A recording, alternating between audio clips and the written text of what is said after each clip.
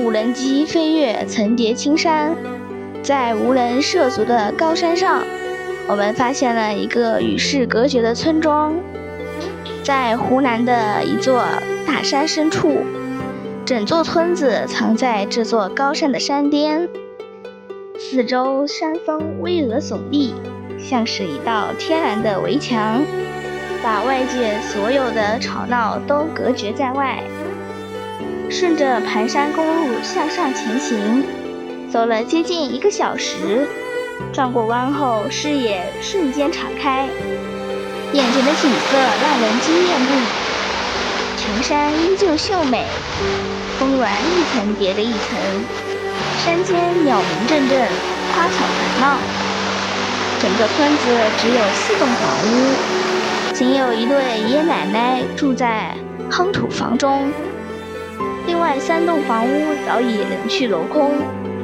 爷爷奶奶身体非常健康，年近80都没有去过一次医院，甚至还能种植水稻，使用现代化的收割机进行田间劳作，养着家禽，种植季节瓜果蔬菜，喝着天然的山泉水，过着田园一般的山区生活，让人羡慕不已。曾经这里生活了上百口人，但是现在就只有他们老2口在此生活。虽然如今这里道路通畅，水电网齐全，但是依旧阻挡不了年轻人离开这里的决心。这样的一个隐秘之所，你会向往吗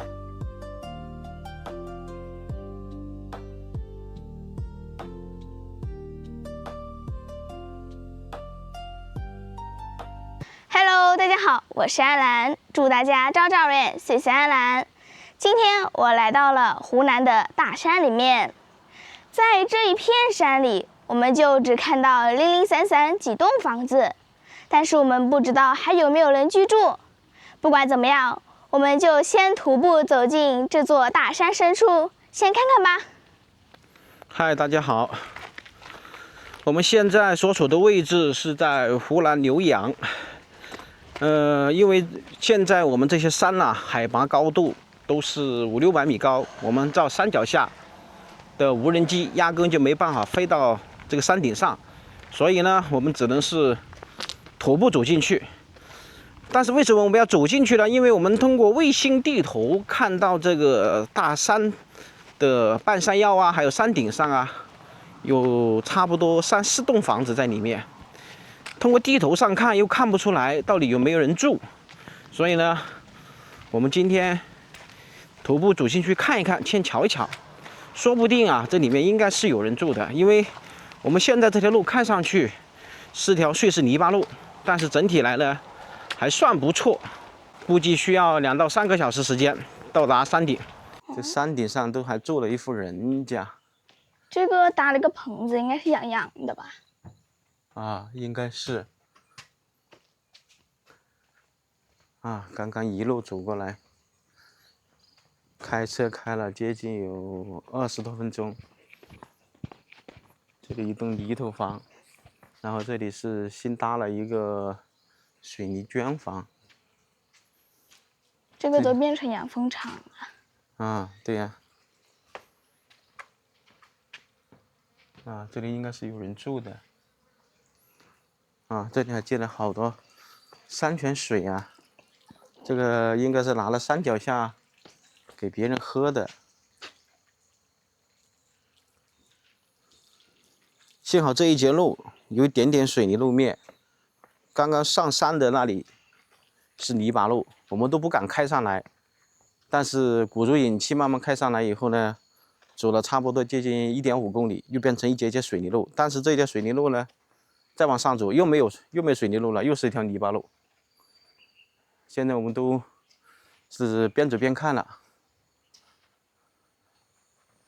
这里应该是养的一个羊圈，这里还种了一些瓜果蔬菜，豆角、黄瓜你看那里还养了鸡。确实。这种的是什么呀？这是瘸子已经结了好多了。对小瘸子你看山顶上它的气温温差要低很多。刚刚山脚下都有36、7度，到了山上就只有32、3度的温度了，低了3、4度的温度。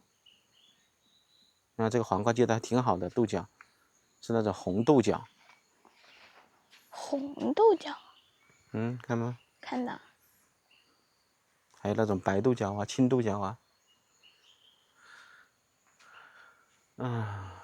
上面晾晒了衣物，不知道这个主人是去下山了还是去哪个地方了。这里还有做工的一些东西啊，在这上面住还是挺不错的，不过是独门独户独院。这几天天天下雨，这山顶上山林里面肯定有很多这种野生的蘑菇。对的。好吧，我们待会到这个地方用无人机飞一下，看看山顶上是个什么情况。好，我们先步行走一节看看，因为湖南又是下了半个月的雨了，到处都是山洪爆发、泥石流路基冲毁啊，好多地方都淹了，不单单只是湖南，像广西啊、湖北啊、四川呐到处都是洪灾。现在我们所处的位置是在湖南浏阳的一座山的山顶上了。因为这个地方太不熟悉了，只是跟着这个卫星地图来的，导航仪是没法导的，没有坐标。哇，这路边都是这种紫色的小花呀。这个电线杆还往里面再延伸，所以呢，那里面都还有人住。因为前面的路况不是很熟，虽然无人机看上去路还行，但是我们还是开了一节，因为全程都是泥巴路，还是不放心。还是不行吧，因为到山里面还有2、3户人家，走过去也就2公里左右。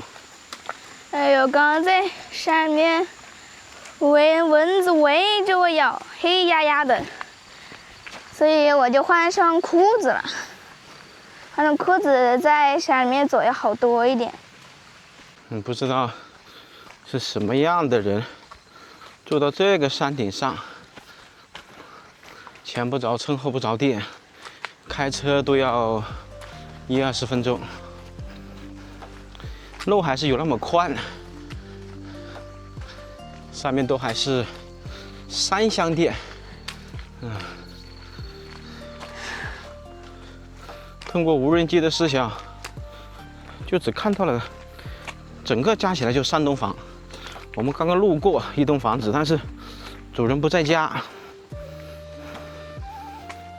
待会儿我们下山的时候再看看能不能遇到那个房子的主人了。这个路边，哇呀，有好多雄蜂在这里采蜜耶，这种小小的，很胖很胖。这是雄蜂啊？还有蜻蜓。这个就是那种母的蜜蜂，对不对？这是小蜜蜂，对不对？是的，工蜂。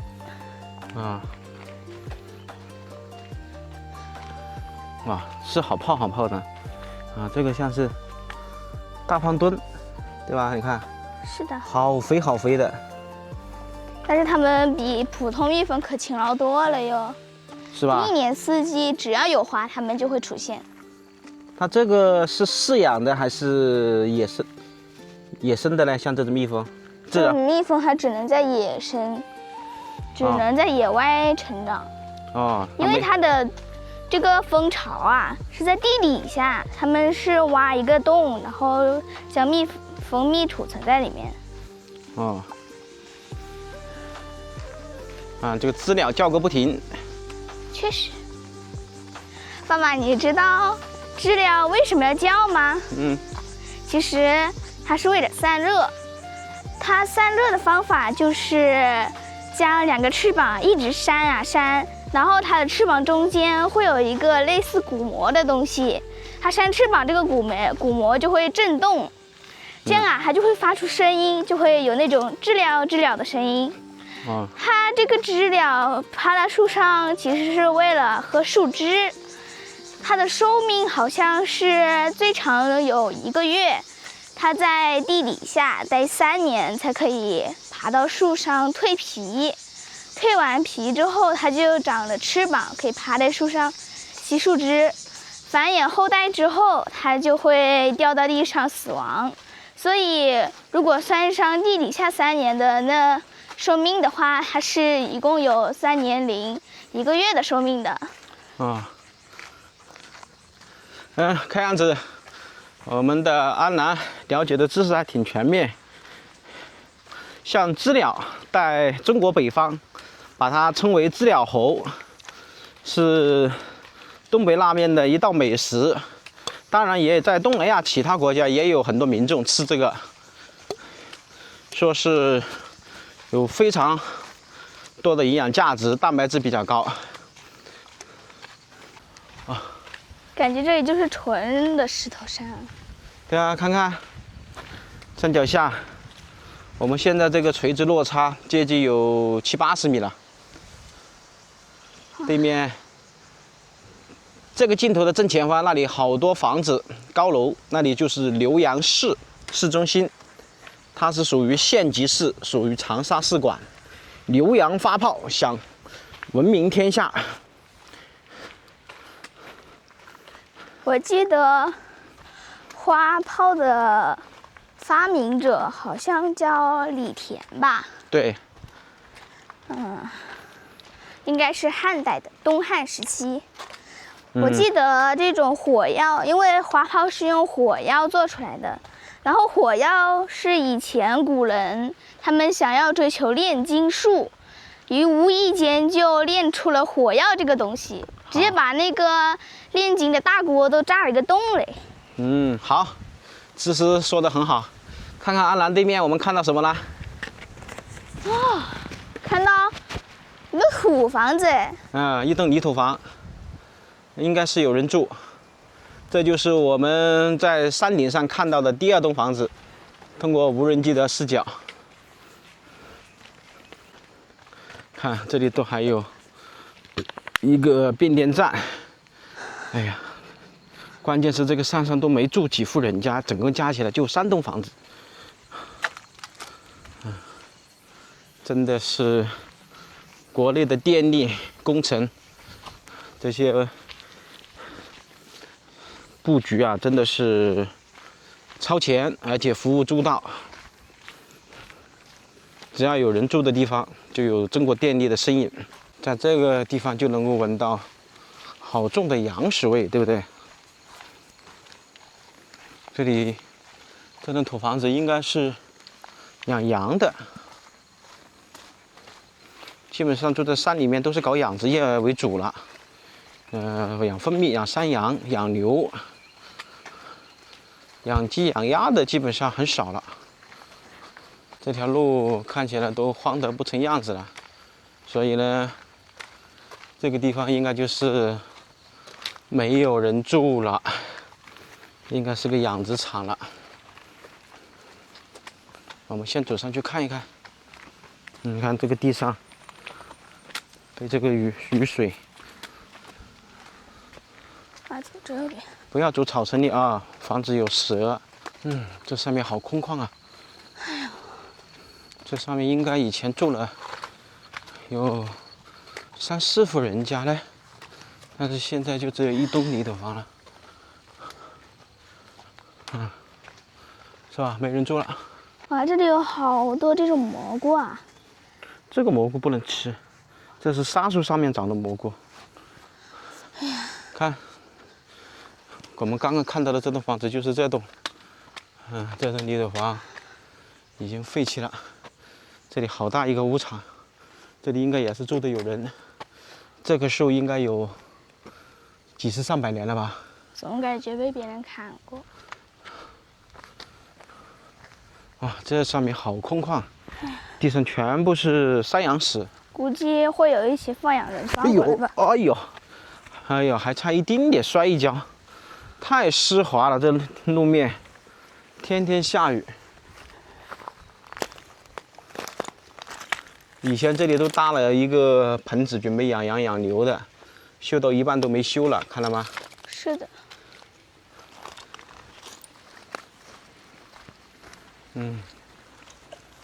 这个都上了锁。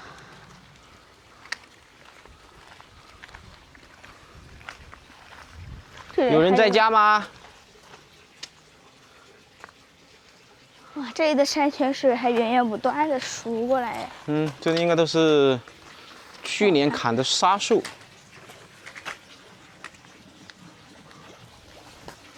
这里还有电到这个家里面牵过来，所以这里应该是干农活的时候会有人住在这里面。看看，这里养了好多蜜蜂，看了吗？这里面席梦思床，源源不断的山泉水啊。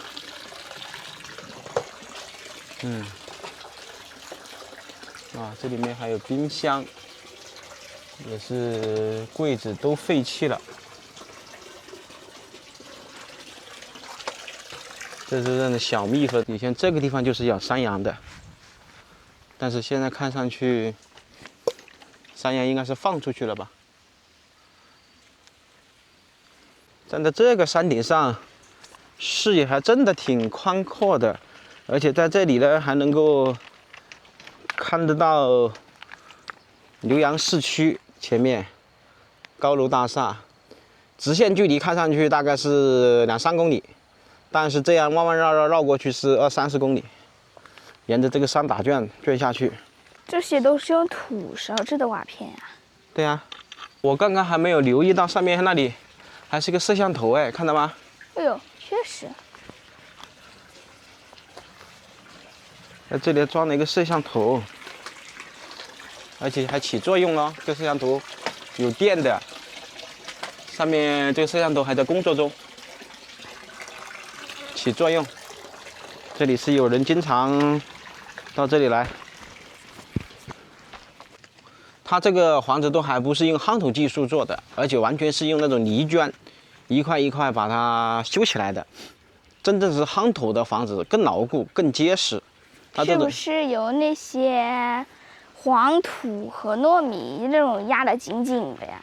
糯米是有钱人才用得起的，像这种土房子只能就是用一点点石灰，再就是用一点特殊的土，再就是放点这个木料啊、石子啊、木渣子啊这些，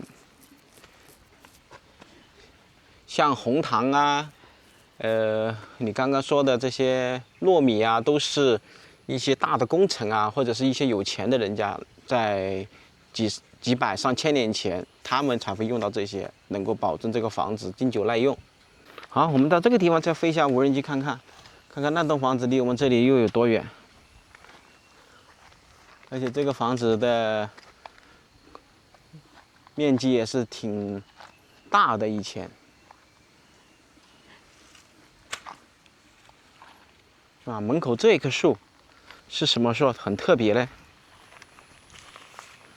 然后这棵桃子树，看结了桃子吗？应该不会吧？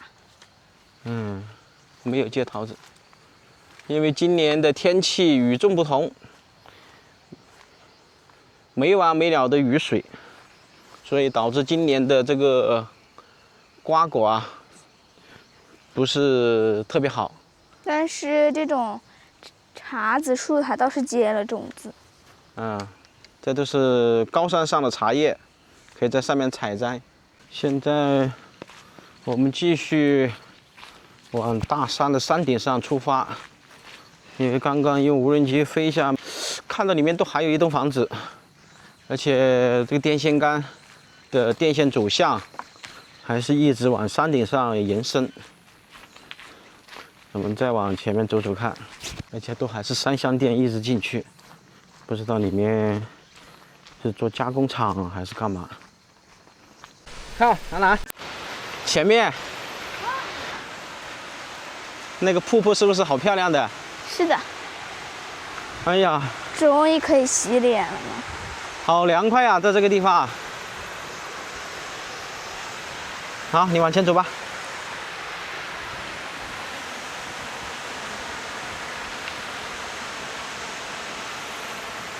住在这个山顶上还真不差嘞，这个路能够打个50分、60分吧，路还是不算特别差。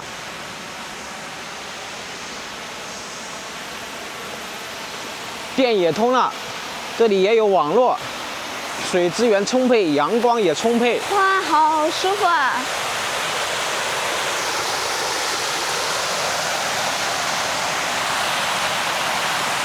天然的啊。那这里还埋了管道，应该是接的山泉水，还是做的一个防护措施啊？应该只是保护吧，毕竟这个地方有那么一点危险。对啊。全是乱石，然后这个水流量很充足。是的。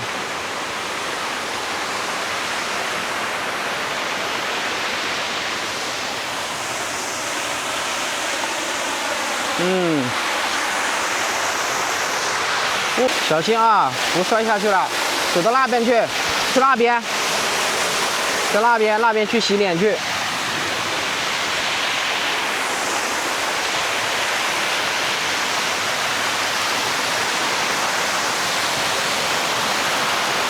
是不是好冰啊？确实好冰啊！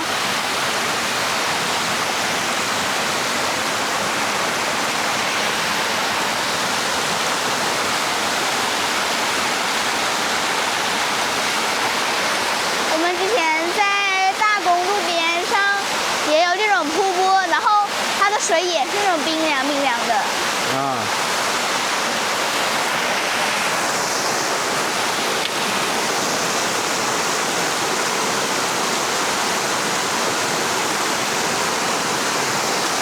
这山里面好舒服啊！刚刚用这个山泉水洗了把脸，哎呀，一下子就没有那么疲惫了，也没有那么炎热了，轻松好多。待会返程的时候再到这里面来尽情享受一下大山里的馈赠吧。哎，我至今都不知道。为什么山里面那么热，可是这个水却那么凉呢？因为它水资源都是成几十米，甚至是上百米的石头缝里面，它渗透出来的水嘛。它哪里有温度呢？肯定是冰冰凉凉的呀，而且它又是流动的。这就是为什么我们走了很多大山。一些爷爷奶奶啊、叔叔他们告诉你的，山里面种稻谷没有收成的原因，就是因为他们用山泉水浇地，种水稻就没有太多的收成嘛，因为水太冰凉了，不利于农作物的生长啊。哎，这山顶上看起来，别人都还牵了网线吧。下面那个黑色的电线杆上面，不单单只是通了电，有线网络都应该有牵到这个山顶上。这里看成片的种叶，我有种预感，我们马上就要看到房子了。是吧？是看到种叶，就离房子不远了，对不对？这里还有一户人家哟。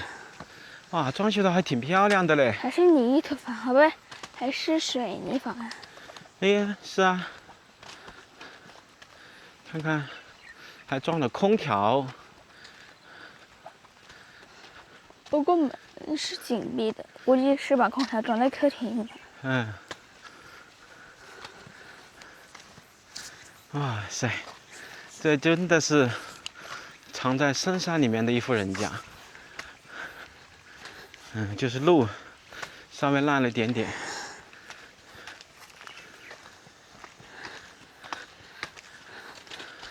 我真的要被晒成木炭了。这里还特意搞了一块石头，上面没有写字啊。那边是不是山泉水呀？应该是的，是的。这上面还有冰柜还是什么？我们看一下看看。为什么要把这个放在外面啊？哎，这个房子难道没有人住了吗？不可能吧？好脏啊，门口。应该是没人住了嘞。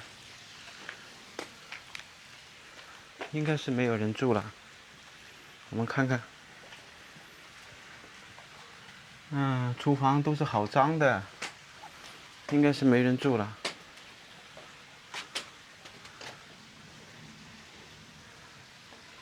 应该是没有人住了。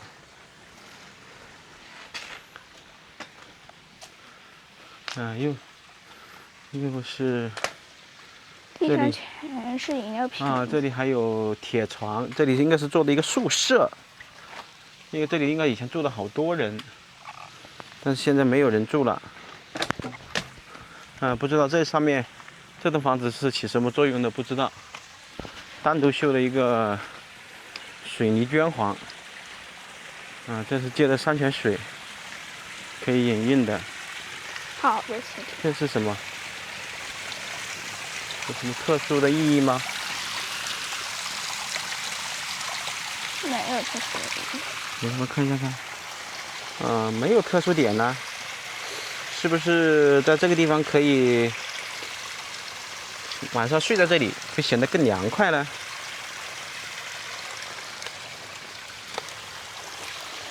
我以为这个房子有人住呢，看上去装修的挺漂亮的。看看，这也是依山而建的一栋房子。这个地方还挺空旷的，这面积还挺大。你看这上面以前晒的衣服还挺多。莫非以前这里搞的是一个农家乐，或者是一个休闲的地方？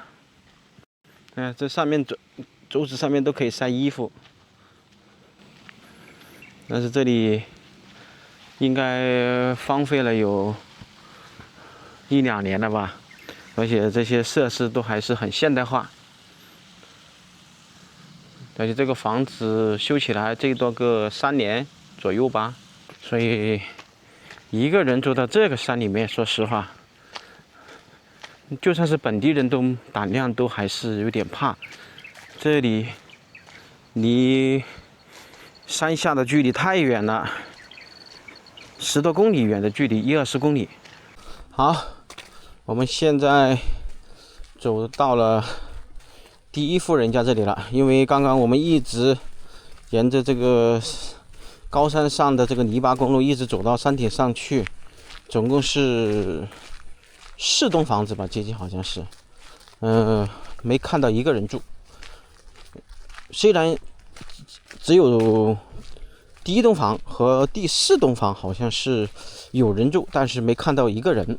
所以我们现在回到这个第1栋房子这里来，因为第1栋房子这里是晒了衣服的，是100%有人住。现在看看主人有没有回家，向他了解一下这个高山上的一些情况。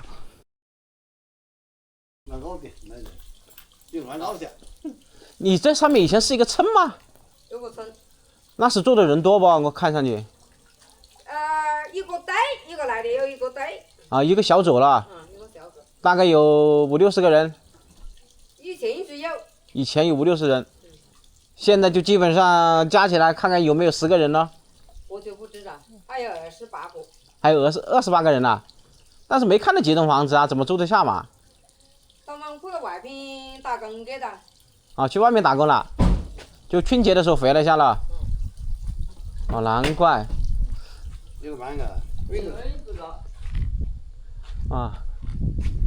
你这个泥头房有几10年了不？50年了，有到52年了。有52年了。这房子还挺好的，还挺结实的啊。你这瓦片应该都是重新放过了啊。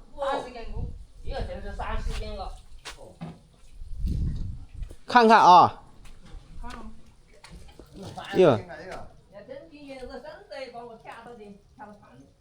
你这个地面都还是以前那个泥瓦地。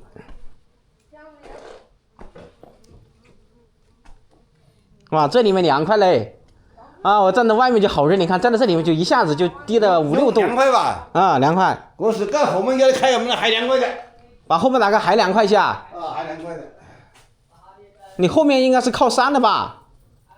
开门呢？我看看啊。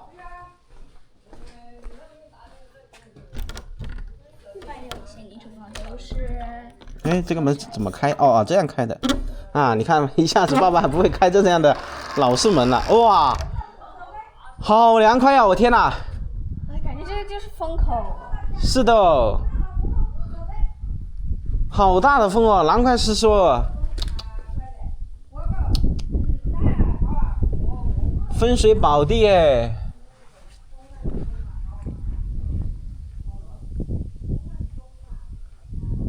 你看，这以前这里是养猪啊，养什么其他的地方，好凉快。它这个后面就是一座高山，大概现在这个山的高度都有40、50米，可以搬一把板。但是这个我们现在所处的这个位置，到山脚下也有接近100、200米高。看这上面的瓦片全部放过了。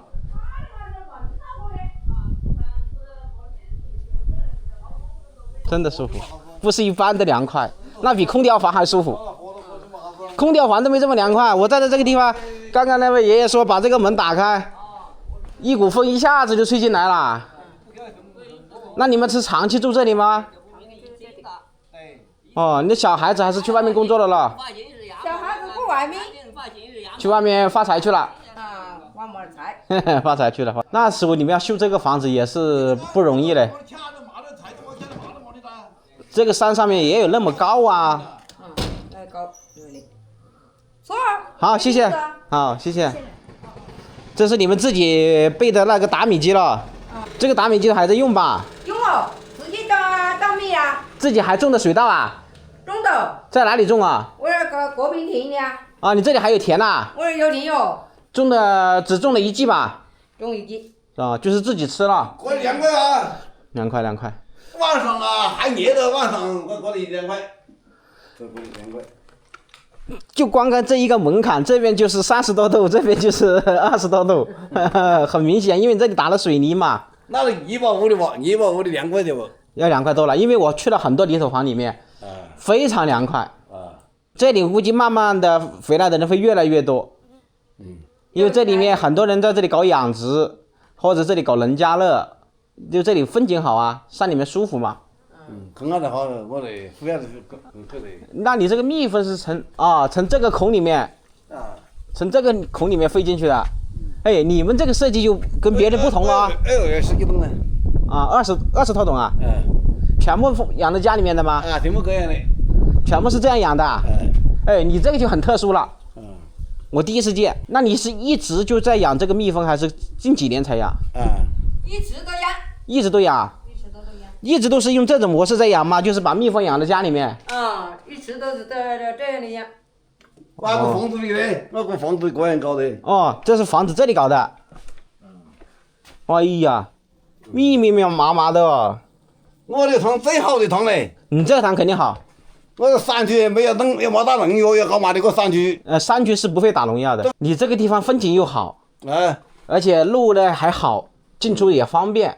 这空气好。对，空气主要是好。不过你这个养蜂方式和别人的养蜂方式有点不同，别人都是直接放在外面，就那种大木箱，你这个是像抽屉一样的形式。我个子一个要8斤。就是一抽屉就有8斤。哎，你这房子搞得还挺好的。哇，你这里以前也属于大户人家哦，这么多房间。那个房子没有用了，这个房子没有用了。这个房子可以，很好的。那凉快了。是的。那泥巴房子啊。你不要说泥巴房，我跟我老婆讲过，我再有钱了，我不修这种水泥砖房，我也要修这样的用夯土墙做的泥巴房。夏天又舒服，冬天又暖和。是吧？再一个，这个泥巴房你住个100-200年都可以，你只要保养的好。那个水泥砖房只有50到60年，你就必须要整修弄过了。你这个房子，哎呦，这个狗也不咬人吧？不咬人吧？我没有听清楚，我那耳朵它有点冷。啊，我说这个狗不咬人吧？这个狗。狗不安逸了。哦，我刚刚才注意这条狗啊。累了一下就不安逸了。啊。累了看见你，身上下就不安了。哦，这样好啊，这狗养得好嘞。啊，好不安了。你有70了吗？76嘞。你76岁啦？我还没到过人民医院嘞。哦，你还没有去过医院啊？我的光水最好个水吃得好，都到我的当水吃。那你身体真的好哦。那估计你平常感冒都没有。我的牛羊个菜呀，我自己种菜，我自己有，我自己菜呀，粮食吃嘛的有，我羊啊有啊，鸡呀有。啊，就是养了羊，养了鸡，养狗，再就是反正蔬菜不愁。其实吃肉的话，其实就是可以吃鸡吃羊就够了。我田我自己做田，有饭。对，自己种田。自己种的田。那个田种了多少？种了那边呢？种了有2亩地吗？有没有2亩地？2亩地啊？啊。有15亩。你种了5亩地啊？啊。就在这后面啊？啊。我带我看一下去看看。你看看嘛，这个你好家一看看嘛。哦。你70多岁还种5亩地啊？啊。是机械化收割还是你自己用镰刀收割啦？机子。啊。叫收割机过来给你弄。啊，买的机子。啊，你买的机子啊？自己有。你自己有啊？啊。但是你的机子在哪里？我刚刚没看到。啊。你的机子呢？我个厂里啊。啊，就在那个地方啊。啊，我大田的机子。啊，也是可以供田的。啊。因为我刚刚上来的时候，我这里看到有衣服，我说这里应该有人，但是啊，没看那个门关着的，所以我就再走到上面去玩了一下。我那间房我也不懂，有点不懂个，有点遇到有点耳朵有点不好。啊，没关系，没关系，慢慢交流了。嗯，那你几个小孩嘞？2个啦。啊，一个女，一个仔。好的命，好命。好啊，还有1儿1女，好啊。我自己还要做田呢。那有什么关系呢？你种田，你身体好啊。别人70多岁，还有很多人在医院躺着了啦。对比他们而言，那你好多不都是好很多啦，对不对？还吃饭，还吃的都是都的。啊，你的牙齿还这么好啊，牙齿。76岁看不出来，我大概就最多就是70出头的样子。还有4年就80岁了。你身体很健康。非常好，健康长寿。健康长寿。我想你这一片应该普遍年龄都会比较高寿，一般都是年龄都会有个90多岁以上吧。80岁个，91个。啊，都很多吧？很多。是的咯。这里还有米仓，那这个是盛稻谷的，但是现在估计不用盛了。因为爷爷奶奶说他们只种1季，还种了4、5亩水稻。这个是不是喷上农药的？对呀，这是喷雾器啊。这里还有废弃的蜂巢。